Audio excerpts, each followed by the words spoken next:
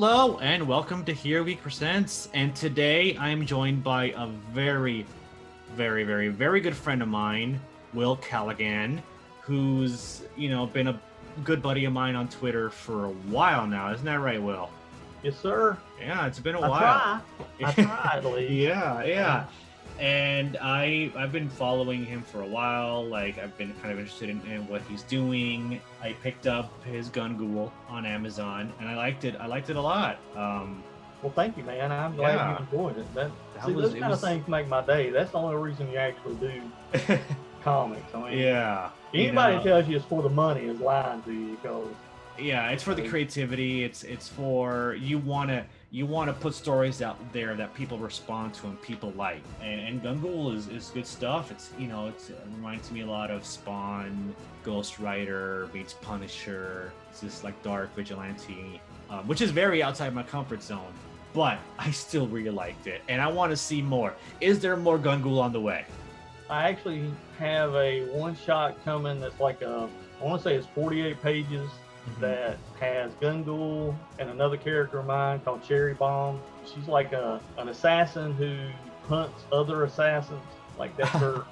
That's her cool. Gig. Ben Herrera did all the art in it. He's done a ton of stuff.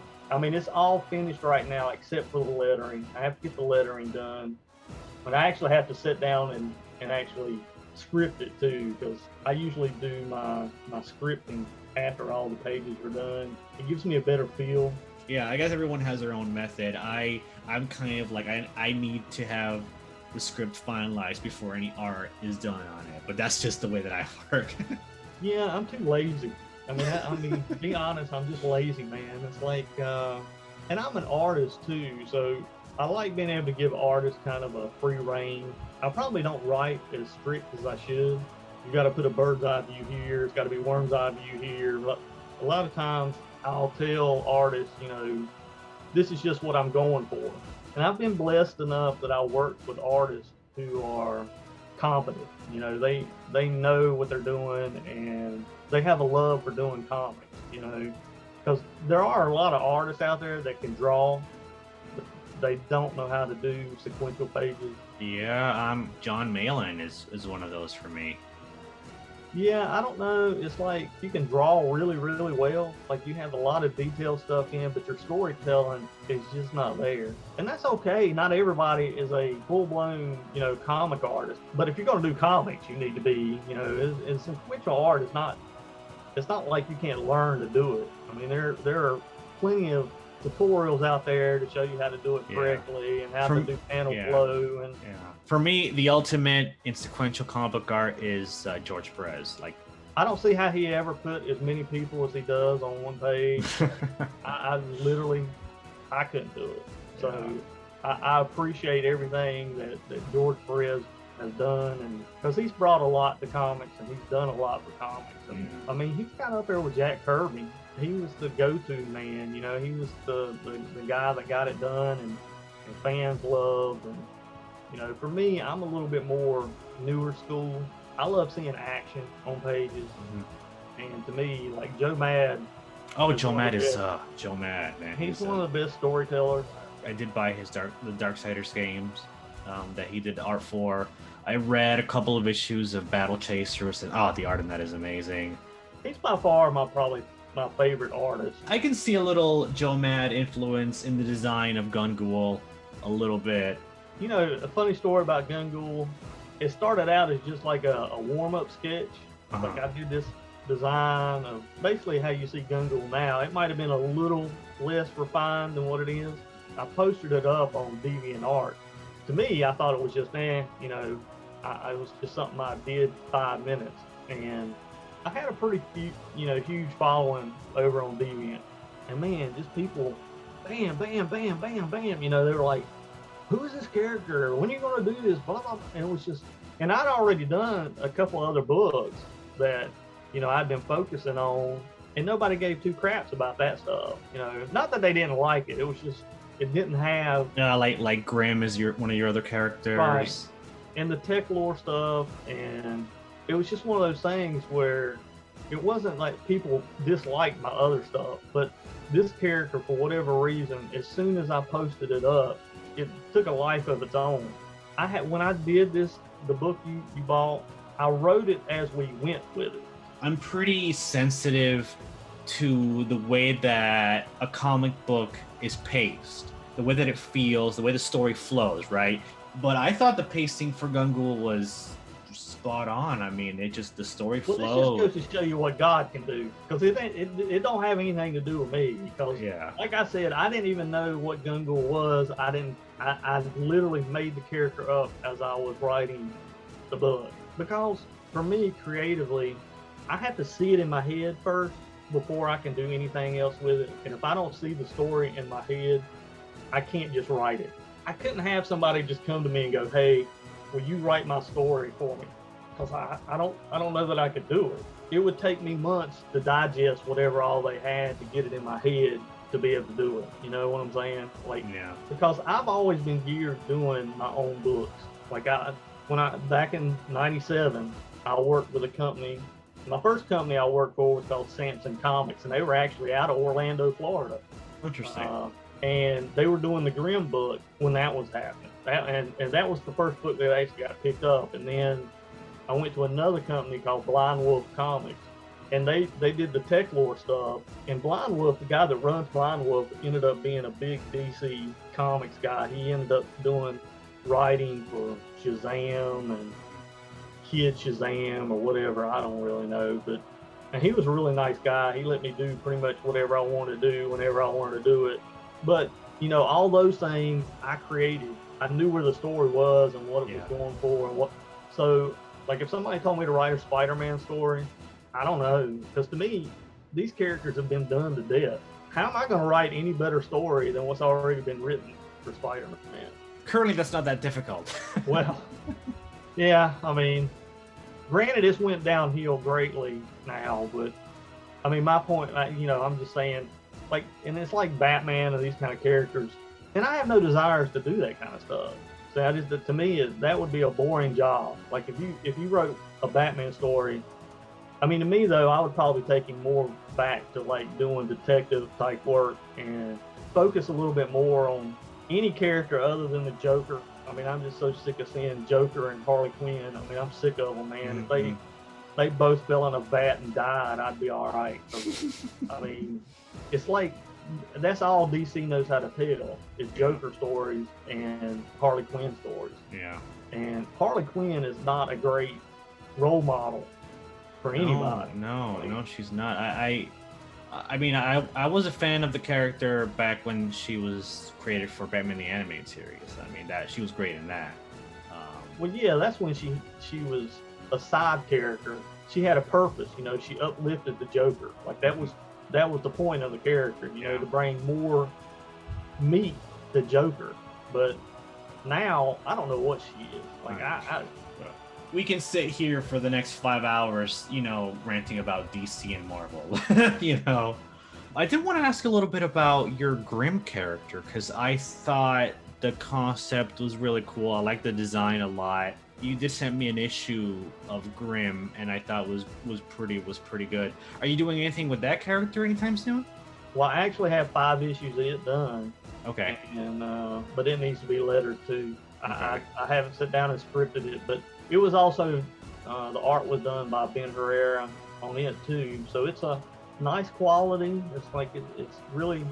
This is a character I created to begin with, and I know a lot of people when we posted up, they went with this Nightcrawler thing. I remember that. Yeah, I was part of that little conversation. Yeah. And this is why I didn't really get into it with them, because I'm a Christian, all right? And just think for 1 minute, what character in Christianity has a tail and can pop up wherever he wants to pop up? I'm talking about Satan. That's where the design and the character comes from on my end. Not that I don't like Nightcrawler, Yeah, I mean, I've got a Nightcrawler action figure right here, so I kind of. Yeah, I mean, I've got it all in my studio. I like Nightcrawler, but that's not really where Grimm's influence or design came from. Influence and stuff comes from, because to me, I wanted to kind of show where the appearance of evil does not actually mean evil. It's kind of that whole don't judge a book by its cover. Well, the way that I see it, like, I'm not gonna lie, I did see the Nightcrawler influences, but I didn't think that was a bad thing at all. Take for example a character like Catwoman and Black Cat. They're very similar characters. I like them both. Every character is related to some other character. Yeah. It doesn't matter. How many times do you see a guy with a cape who flies and has superpower? All right. But you don't sit around going, oh man, that's a Superman clone. That's a Superman clone. The only reason they bring up Nightcrawler is because there's not that many clones of Nightcrawler out there. Like, I'm probably the only one that has a character that looks like Nightcrawler, especially in the indie. Can you think of one other book that has a character that looks like Grim or Nightcrawler? No, I can't. And that's what I'm saying. Is like, so when they see it, it's more of I'm the only one doing it. That's why you're coming off at it. But there's also Nova and Green Lantern. They're pretty much the same. But I like them both. Yeah, I mean, I don't. Again, to me, when people say a character looks like something else, it's just kind of one of those things where I go, look. I mean, you take from it what you want. Like, that doesn't really bother me because it is like you say, there's plenty of characters out there, Deadpool, Deathstroke. I mean, they're all interchangeable. And not only that, you're not going to create anything original. I hate to tell people, no creator creating anything today is creating something original. They're taking from everything that they've seen or read in their entire life. Right. And anybody who tells me otherwise, I'm going to look at them and tell them they're a fool because it doesn't work that way. I mean, we all create based on our knowledge and our likes and our dislikes and our life experiences. What movie was hot when we came up with the idea? People get too wrapped up in that stuff. And this is why manga, they do it so well. They don't care if their character is like another character. Any kind of shonen characters are all the same. Like, you're basically, and this is where writers in American comics are messing up to where the Japanese understand what they're doing. In America, when we write, we tend to write plot-driven books. The plot moves the character from A to B to C. When manga does something, it's all character-driven. It's like, this character has to do this to get this, or this character has to do that to grow, or he has to do that to grow. So you're more invested in the character. Whereas in American comics, you're not that invested in the character, it's just plots. Even if you have a predictable plot, if you have a compelling enough character, you're not going to care about the plot being predictable, Well, that's what I'm saying. With manga, it doesn't matter. Like, they don't. How many freaking shonen books have been made? I mean, they're all the same. It's like, you talk about, what genre is this or that, and it's like, dude, it don't matter with them. They can have a fantasy one, they can have a superhero one, they can have ninjas, they can have, but it's all the same. It's all character driven. Like, Deku is a fine example. Like, My Hero Academia is nothing but character driven. All about him wanting to become a great hero. That's the whole book. That's what it's about. Naruto is about him wanting to become the best ninja. Right. It's like there's no. Dragon Ball Z is about Goku wanting to become the best fighter. Right. It's never like, well, Goku's got to find out who's killing who, and it just that's not what it's about. They don't write stories in that kind of. I mean, look at One Piece. I mean, good Lord, man, that thing's got like 900 and some episodes. I am not touching that at all. Well, I mean, I'm not a huge One Piece fan, but to me, I really respect what the guy has done because, I mean, he is really creative with everything he does. Like, he's not slowing down. You know what I'm saying? Like he really goes out there with the character designs. He really goes out there with the powers. He really goes out there with character development. I just don't know how you do that. Like, I don't know how you continue character development that far along with just one writer. You realize comics there's nobody in comics that's done anything close to that. No. Maybe Fred Perry with like the Gold Digger stuff, but even his stuff ain't touching the 900 volumes that friggin' One Piece has. I mean, think about that just for one. This is something that he created, and he's moved it that far down the line. Like, I can't even imagine doing that many stories with Gungal. I can't even. No. I would not know where to even Where to take the character for that long? Yeah. I don't have it in me. You know, I mean, I guess if I really sit down and tried to do it, but man, I'm just telling you. And these are people who love what they're doing. See, that's the other thing. I think with American comics now, you see a lot of people who are doing it for a paycheck. I don't want to say they're doing it for the fame, because there ain't no fame in doing Marvel and DC stuff anymore. You know, it used to be, I've made it if I'm working for Marvel or DC.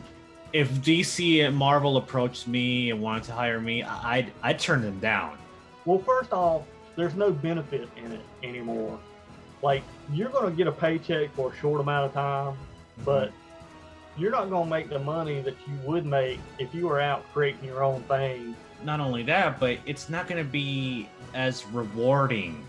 I don't think so. I mean, I agree with you. I don't think it's not like it. Like I said, it's not like it was back in the 80s and 90s and early 2000s. You know, when image guys were doing stuff, and a lot of it is too is artists have egos now that are just so crazy, man. And writers, I have never seen a time when writers have the egos they have now. Like, it's crazy. Like Vita Ayala, Daniel Kibblesmith, Gail Simone. I mean, Gail Simone is crazy. You want me to tell you a funny story about Gail? Sure. Back in, I want to say 1998, my studio, I was part of Tsunami Studios.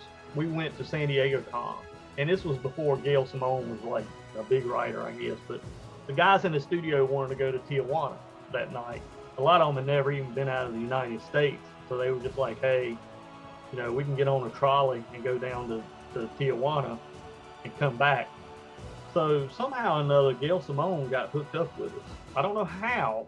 I don't know how it worked, but I think it was basically because one of the inkers that was in our studio worked with her. So she just kind of, her and two of her friends, and I don't know who the guys were that went with us, but we ended up going to a booby bar, you know, way back in the day.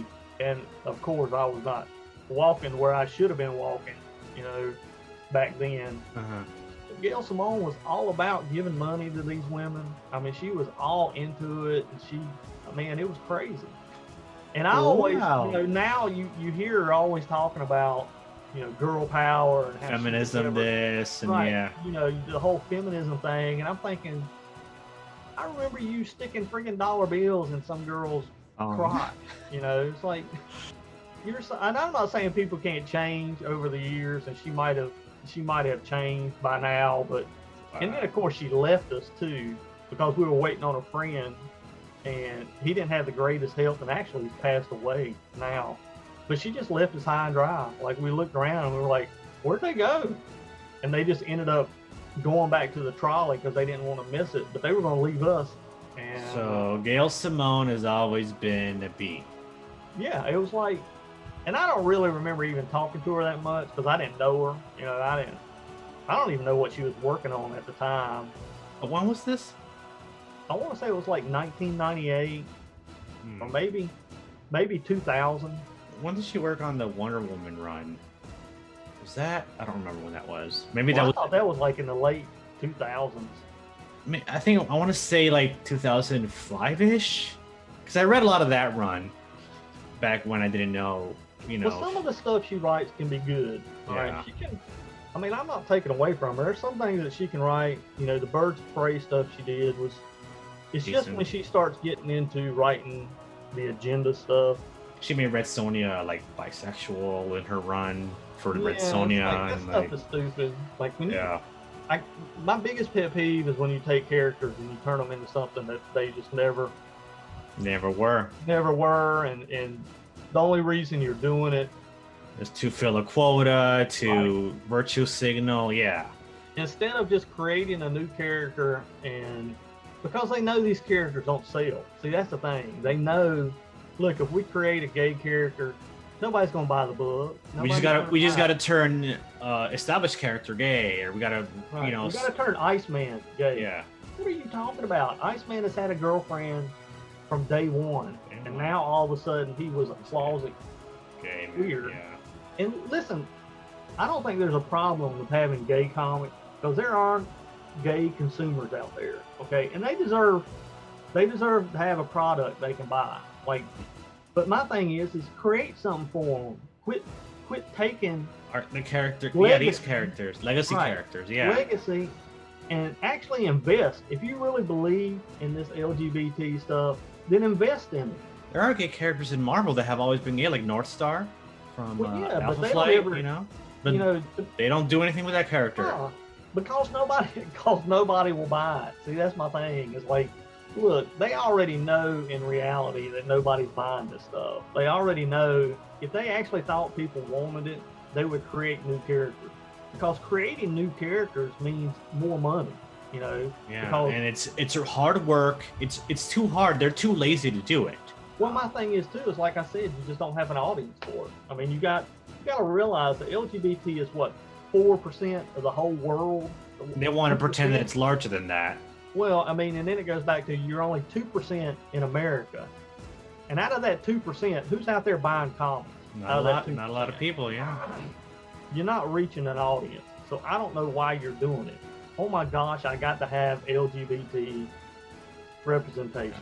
It's about an agenda. But I did want to get back to your characters because one of the things I liked about Gungul was how you reined it back. I mean, you reined it back as far as the violence, and there was no explicit language in there.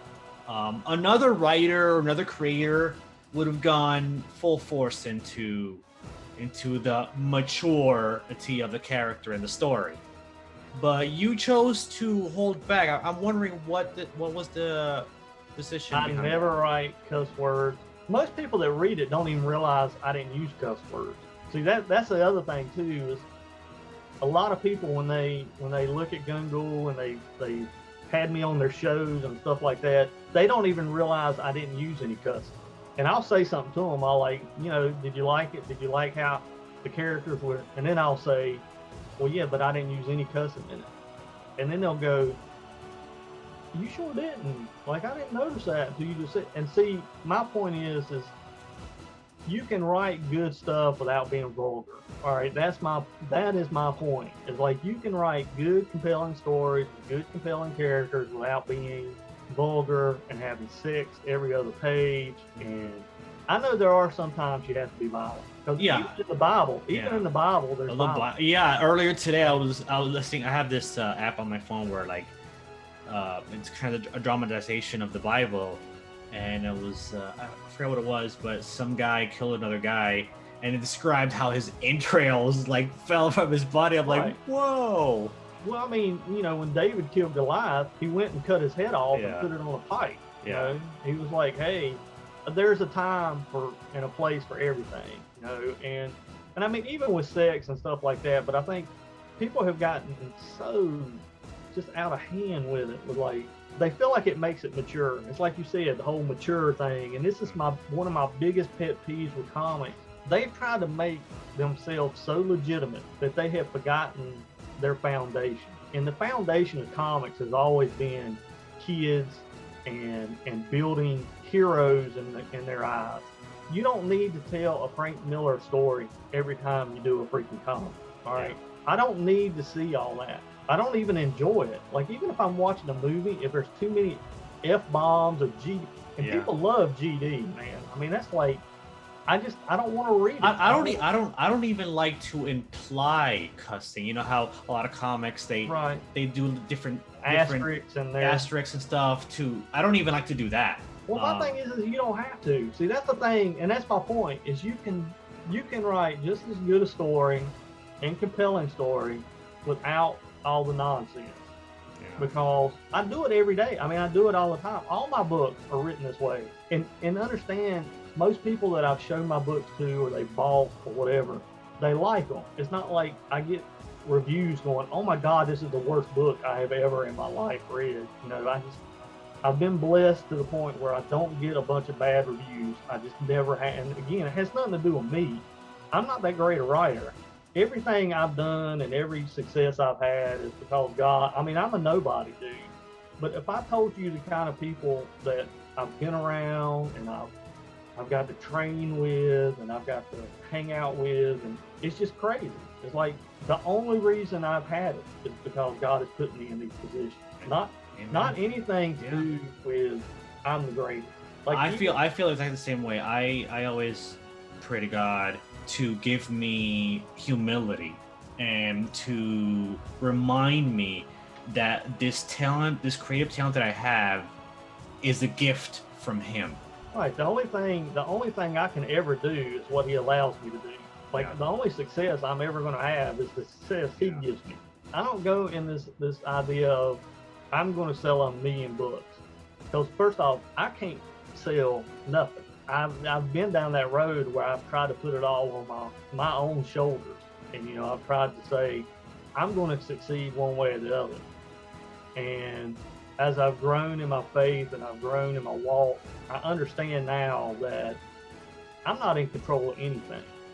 I mean, I'm not in control of my heartbeat right now. If God wanted me to die right now, you just stop your heart. I'm dead. There's nothing I can do. If He wanted to give me a stroke right now, I'd have a stroke. I mean, this is why people who live in fear, for like this whole COVID stuff going on, you live in a false narrative where you believe you're in control of something, and you're not. Like, you're really not in control of anything.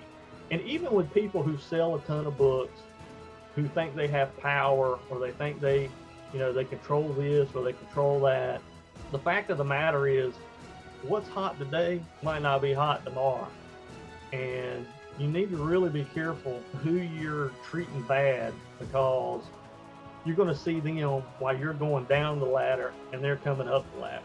And even if you get up on the ladder, the odds of you staying up are slim to none. You understand? So you better be prepared to have more in life than comic book success or whatever success you want to talk about. Even if you're doing business or you're doing, film, or you're doing, because it just doesn't, dude, that's not what life is about. Like, at all. It's not even close. What I like is hearing people like yourself say, man, I noticed you didn't have a bunch of cussing in your book. You didn't have a bunch of this and that. And see, to me, that means more than anything else.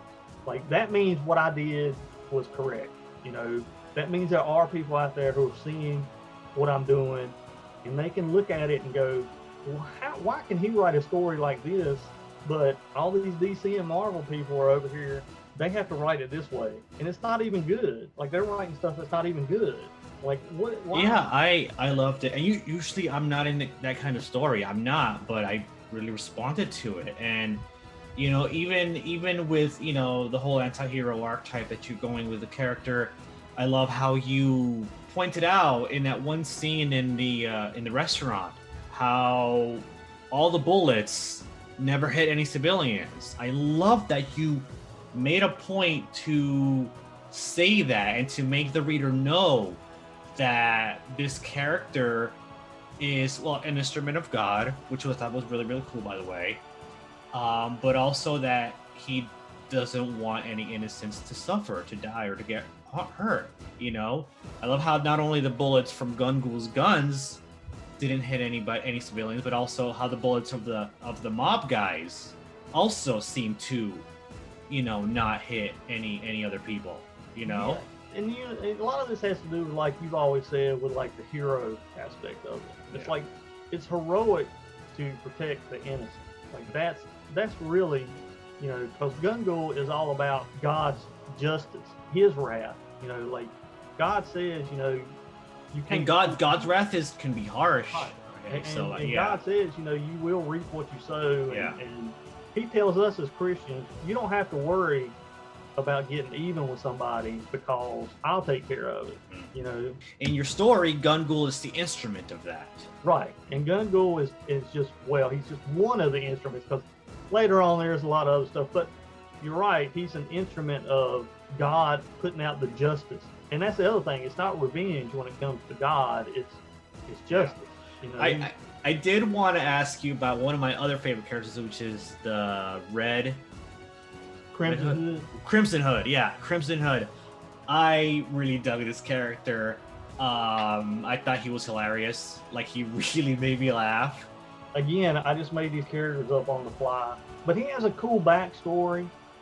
I hope to find out about that. I really want to. Tell you if you want to know. I mean, it's no, not put it in a comic, and then I'll read that. All right.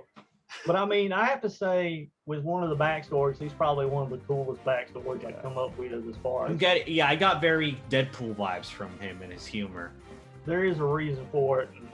It's explained because I was doing a mini series with it. Then the penciler and the writer they both backed out on me because I was working with Vox, and they had just heard that Vox was like a Nazi and a white supremacist, and I was just like, dude, sucks. And they're basing all this basically because Vox had made a statement like 4 or 5 years ago, basically saying, you know, white kids needed the chances to succeed. I mean, that was the basis of his statement. It wasn't. Everybody's a racist Nazi nowadays, so, right? You know, and that was the thing. And what bothered me was the writer that kind of turned on me. It was like he was a Christian, and I basically gave him all these opportunities, and it was just like, I was like, dude, you can't trust me just a little bit. Like, you know me well enough to know I'm not associating with people who are freaking real Nazis. Yeah. I mean, come on now. I mean, you know, but I have actually almost a full issue of like Crimson Hood done. I'd read that. I would totally read that. Like I said, they left the project. I think he's a great character. I want to know more about him. I also want to know more about Agent Caligan and Agent Justice. I kind of saw a thing with them too, like a romance kind of thing. Agent Justice is actually a character that goes through all my books. Like, she's in issue 2 of Grimm. Like, she shows up. She's a character that kind of binds my whole universe together. That's really cool. I like that. Grimm is a great character too. I want to see more of Grimm. I want to see more of Gungul. I want to see more of Cherry Bomb. That sounds like an interesting character. Is this the first time she's showing up in this crossover with Gungul? It is. The funny thing about that book, I created this back in like 2007, and it was actually an independent movie that was going to be made that I wrote. He wanted to take it in a direction where there was like naked boobs and, you know, cussing and violence and that wasn't for me. Yeah, you weren't into that, yeah. No, I didn't feel the character. Look, man, when I make female characters, I don't sexualize them. I mean, I'm not saying they can't look sexy, you know, because women. Cherry Bomb looks pretty hot from what I saw. So. Yeah, I mean, women want to look attractive. I don't care what these people say on the internet. You know, most women want to look attractive. You know, so I don't, but I don't sexualize them either. Like, I don't, you know. Yeah, I know what you mean. It's hard to say, and that's why I really kind of stayed away from a lot of female characters, because there's such a backlash one way or the other. You know, if you don't make it enough sexualized, or people on the right don't want to buy it, you understand what I'm saying? Like, if it's not showing boobs, they don't want to buy it. But if it is showing boobs, then people on the left don't want to buy it. You know, it's kind of it's really weird. There's a middle ground that you can hit, and it's the middle ground that I'm hitting with a lot of my female characters for my universe. Well, I think you can find it. I just think it's very hard, man. It's like people are so sensitive about women now. You know, it's like they don't care about men, and you can sexualize men as much as you want. Yeah, exactly. You know, doesn't matter what men look like or how many times you take their shirts off and you know, sexualize them. That doesn't matter. It doesn't matter. Yeah. Heaven forbid, you know, a woman have a tank top on or something like that, and she's sexualized. Ooh, yeah. Then it freaks out. You're using women, and it's just like, man, I have enough drama, you know, with the LGBT stuff. It's kind of like, because I will never have an LGBT character in my book. Neither will I. I mean, it is what it is. And I have always said, if I had one, they would be the bad guy. Like, they would not be the good guy. Ooh, they would hate that. Oh, yeah. I mean, I would be. But if you look at like a lot of anime, like older anime, Yeah. They have characters who are very feminine. They never say they're gay. Yeah. Yeah, I know. Yeah, I know what you The mean. bad Like, guys.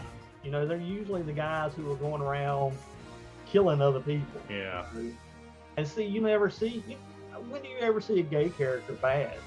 You never. I mean, they're always the good guys now. Like they're always, but you're right. If I did it, if I turned a gay character bad, I mean, it would be. They would. They would. They would cancel you like 5 times over, bro. Yeah, I mean, it would be. But yeah, homophobic. You would look at it in the dictionary, and my name. I mean, my picture would be right there on Wikipedia, right beside of it. Like, this dude right here. He's the whole basis of what homophobic is. Yeah. Like, It'd be bad. But yeah, your characters are really cool. I like Gungul. I want to see more of him. I want to see more of that universe. I want to see more of Grimm. I want to see more of Agent Justice and Detective Callahan. I think they should totally hook up and they should like romance. Like, do it, bro. Like, plans for them. Like, you would really like where they're going, and like, see, my problem right now is finding a publisher. I don't know. Have you thought of crowdfunding like Indiegogo? Like, see, my problem with the Kickstarter and the IGG stuff is you're not really reaching a lot of fans. I mean, most people, if you run an IGG or Kickstarter, you're going to have between 60 to 200 people. Unless you're like Ethan Van Sciver, then that's a special case, though. But yeah, well, yeah, but that's not a lot of people. You could do like Iconic Comics does. I mean, they do crowdfunding, but they reach a lot of people with Common America, which is one of my favorite books that they do. I love Common America, and has a large fan base. You could take their business model. I think they have a very solid business model. I've never heard of them. What are they? I mean, what's? Oh, wow! You have never heard of a? Oh, wow! They do Common America. They did My Hero Macadamia, which is like a Walmart, which is a parody with Trump. You're talking about Tim and those guys. Yeah, Tim. Yeah. Okay. Yeah, I know Yeah. Tim. Yeah. I mean, I think with Tim and those guys, that was kind of one of those things where they created something at the right time with. I can't even remember the girl. What's it? Black Ops, Pops, and Common America. What's the girl? Yeah, Common the girl. America. Yeah. And they're doing the manga style stuff, and so I think they've kind of reached a market that, product-wise, I don't know everybody can do that. I think with the way they're pushing it and the way they're doing it, because Tim is just an amazing freaking artist. Like, I don't know, he's one in a million, and I mean, I'm not making that up. I mean, he's literally. There's not a whole lot of people that can do the stuff he can does. do, yeah. And he's such a nice guy too. That's part of it too. And you never see him in any drama. Yeah, no. I don't know how he stays out of it, to be honest with you. I don't know how he has sidestepped the whole drama thing, the whole everything. CG thing and anti-CG. I don't know how he stayed out of that. Like, but I think your character, like Gungul especially, like. You have something there. You have something with this character. You have something with this world that I really want to see you build. Man, like, you're too kind. Thank you, man. I appreciate that. Oh man, no problem. And I want to see more of Grimm. I haven't seen enough of that character. I want to see new stories with that character because he's more the archetypal hero character that I really gravitate towards. Not that Gungul is a bad character because I would totally read Gungul. But Grimm is I understand what you're saying. Like when I created Grimm, it was because I just love superheroes, and if you really want to read superhero stories, that's Grimm. Like it is my, I guess, what ode to comics and superheroes. To me, it is about making role models, having these role models grow. I mean, Batman has been the same Batman for 40 years. I mean, I don't. And I'm not saying, because I know it sounds like I'm coming down on the Marvel guys and DC guys, but that's not. I understand that they are big corporations, and these are iconic characters that they make a ton of money off of. So they want to keep a certain status quo with these characters, and they've tried to several times, like having Peter Parker marry Mary Jane Watson, but then they ruined that with One More Day, and then with Superman, they had him marry Lois Lane, and they had his son Jonathan. The Rebirth Superman stuff is amazing. I loved it. But then, Bendis came in and just completely obliterated all of that. The thing about it is that I mean, I'm not a big fan of manga and anime, but one thing I do love about the way the Japanese tell their stories is that they allow the characters to grow and evolve. There's growth. I mean, and you're part of that character's growth. See, that's what makes people connected to that character, is because they go through it with those characters. You know, it's like they watch the character grow and they're there for it. But now with American comics, you never see anybody grow. There's nothing to connect the reader to, other than it's iconic. You know, nothing more than a Spider-Man has been around for ever 50 years, 60, 70 years, so it's iconic now. You know, so it's a cool thing to like. You know, but that's not really how manga works. Manga, like I told you in the beginning, you know, manga is very character driven, and that's what I really want to try to push towards. Yeah. No, me too. I'm taking that page from manga and anime. My characters are gonna grow. They're gonna grow up. They're gonna get married. They're gonna have children. They're gonna have families. All of that, you know. Well, I think it needs to happen, and not only that, it's like it's okay for characters to stop. Not only that, but you don't have to kill off your character to end the story. No, exactly. It doesn't have to be a death thing. I mean, it could just be, look, this is where the story stops. This is where the journey ends, and this is, you know, where the closure for everybody comes to. Yeah. Because it can't always be about just making money, and I think that's kind of the thing with the Marvel and DC stuff, is it's just about making bank. You know, it's just how much more money can we make off of Batman? How much more money can we make off of Spider-Man? How much more money can we make off of Avengers? How much, you know, it's yeah. And doing so, they've cheapened the characters. There's nothing there except for agenda-driven stuff, and for the most part, most normal people just don't want to hear or be preached to by a comic book or by a movie. Yeah, you know, that's just not. We're supposed to be entertained. Yeah, mainstream is, for the most part, is pretty much dead to me. With a couple of like minor exceptions. I'm done with DC. I'm done with Marvel. I'm done with most of Hollywood movies. You know, that's it. You know. Well, you know, it's kind of sad. I actually watch more Korean-made movies. Okay. Than I do anything now, like old Chinese-made movies. Yeah. Basically, because one, I know they'll have strong male leads. You know, they'll tell pretty good stories, like heroic stories. Believe it or not, they're actually heroic stories coming out of communist-driven China. Okay. country. Yeah, it's crazy. It's like they have these real strong male role models, and you just look at it and you're like, how is a communist country doing this? And then here in America, we have nothing but soy boys running around. Yeah.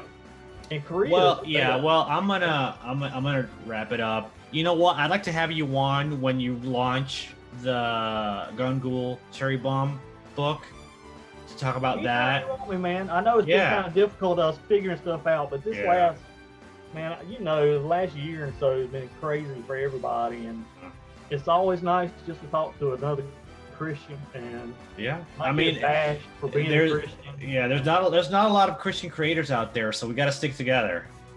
I will tell you need to check out a company called Starcross. Starcross? They have a lot of Christian creators and a lot of great books, and he's really been on me to like join his company. Like, he really wants me. You should check out Brady Pixel. He's good. I know Brain. I have, and there's another. He's part of somebody else too. What is it? It's some kind of Christian community. I can't remember what it is, but well, anyway, there are Christian creators out there. Not a lot, but we do exist, and we got to stick it together, and we got to support each other. Like, definitely. I agree wholeheartedly. We need to kind of push back on the ungodly stuff, and I'm not saying preach to people. That's not what I mean by creating content. We need to create content that's entertaining. You know, that's the only way you're going to beat them. Exactly. That's the most important thing. And we can talk all day. Yeah, we can talk all day. We got to end this because this is gonna be a nightmare to edit already. But yeah, thank you for coming on, Will. Oh, brother, Super anytime, fun. man. I had a blast. It was nice actually seeing you two face to face. Yeah, it was great to the- put a face to And you, of to course, hearing my southern accent now. yeah, super soothing. I like it. I'm as south as you can get, brother. I know. Trust me. All right, well, later, guys. All right, brother. Bye-bye. Bye.